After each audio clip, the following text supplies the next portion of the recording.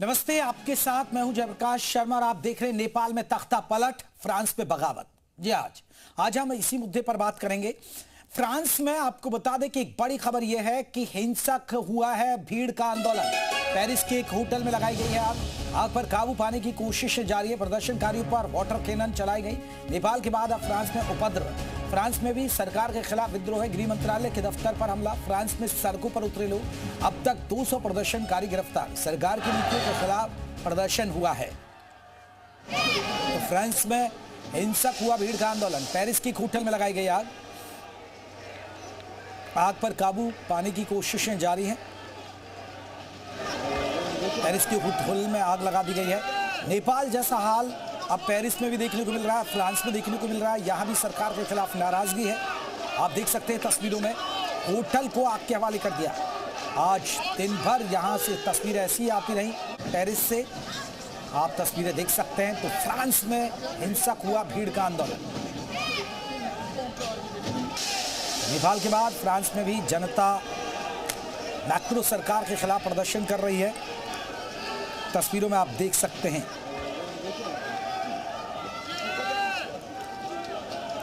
तो बवाल की ये तस्वीरें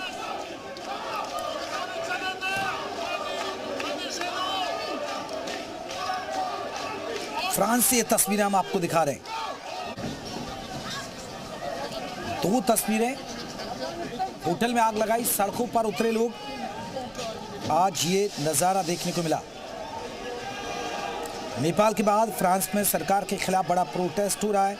राष्ट्रपति एमेनुएल मैक्रो की नीतियों से नाराज है। प्रदर्शनकारियों ने आगजनी की है, पुलिस पर पथराव किया है। नेपाल के बाद अब फ्रांस की सड़कों पर सरकार के खिलाफ लोगों का गुस्सा दिख रहा है। जनता सड़क पर है, लोग मैक्रो सरकार की नीतियों के खिलाफ प्रदर्शन कर रहे हैं। राजधानी पेरिस में आगजनी हो रही है, लोग पुलिस पर पथराव कर रहे हैं। फ्रांस के राष्ट्रपति मैक्रो के खिलाफ यह प्रदर्शन हो रहा है। लोगों का कहना है कि मैक्रो सरकार ने लोगों के जीवन स्तर को सुधारने के लिए कोई काम नहीं किया। उनका वित्तीय प्रबंधन काफी खराब है।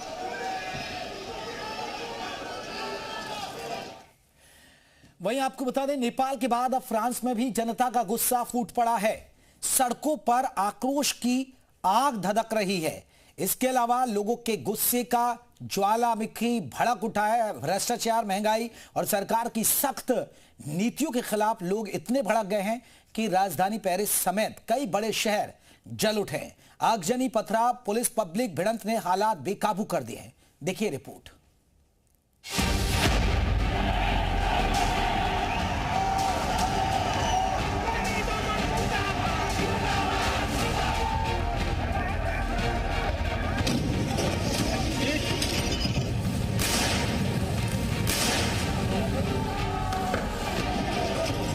नेपाल के बाद अब फ्रांस की सड़कों पर भी जनता का गुस्सा फूट पड़ा है। जो हालात कल नेपाल में देखने को मिला था, वही तस्वीरें आज फ्रांस में भी दिखाई दे रही हैं। भ्रष्टाचार, महंगाई और सरकारी नीतियों के खिलाफ लोगों का आक्रोश इतना बढ़ गया कि फ्रांस के कई शहर अराजकता की आग में झुलस रहे हैं। सड़क पर उपद्रव, गाड़ियों में लगाई आग, पुलिस पब्लिक में भिड़ंत।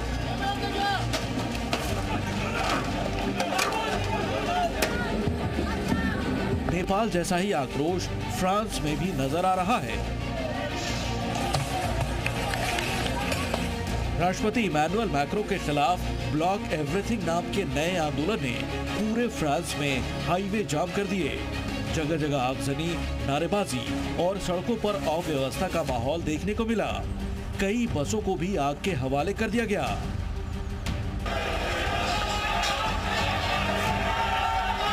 हाल यह है कि प्रदर्शनकारियों के सामने सुरक्षा इंतजाम नाकाफी नजर आए और पूरे फ्रांस में हर तरफ आगजनी और धुएं का गुबार दिखा।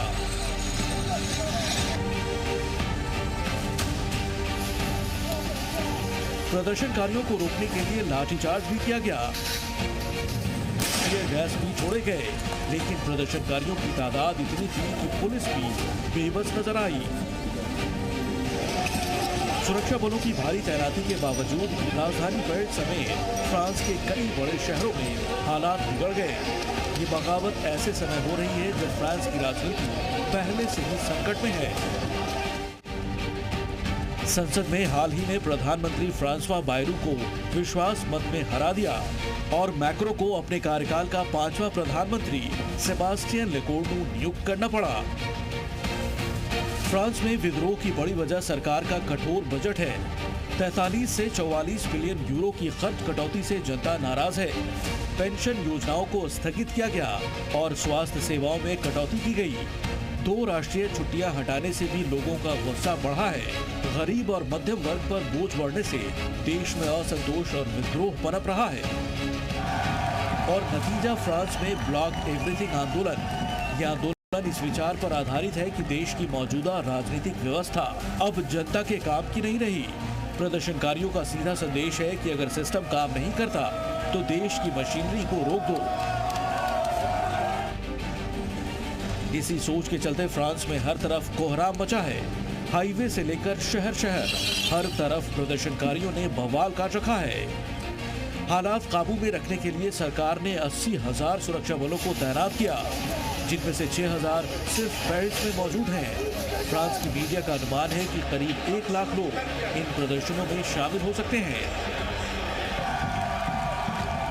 यह आंदोलन फ्रांस के लिए नया जरूर है, लेकिन इसकी गूंज 2018 के येलो वेस्ट विद्रोह की याद दिला रही है। उस वक्त भी ईंधन की बढ़ती कीमतों से नाराज जनता सड़कों पर उतरी थी और विरोध धीरे धीरे राष्ट्रपति मैक्रो की नीतियों के खिलाफ बड़े जन आंदोलन में बदल गया था और इस बार भी हालात कुछ वैसे ही दिख रहे हैं। ब्यूरो रिपोर्ट, जी मीडिया।